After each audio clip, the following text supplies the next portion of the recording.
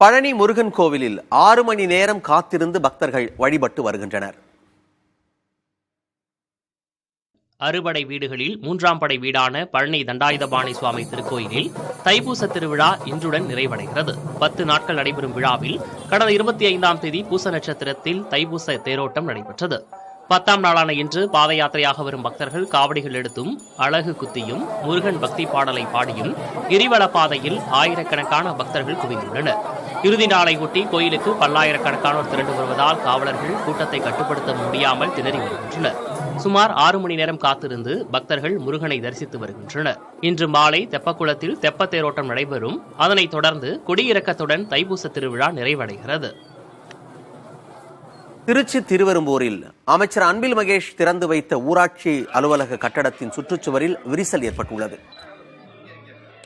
திருவெரும்பூர் தொகுதிக்கு உட்பட்ட குண்டூர் ஊராட்சியில் 20 லட்சம் ரூபாய் செலவில் புதிய தார் சாலை அமைக்க பூமி பூஜை மற்றும் குண்டூர் பஞ்சாயத்து அலுவலக திறப்பு விழாவில் பள்ளி கல்வித்துறை அமைச்சர் அன்பில் மகேஷ் பொய்யாமொழி கலந்து கொண்டார்.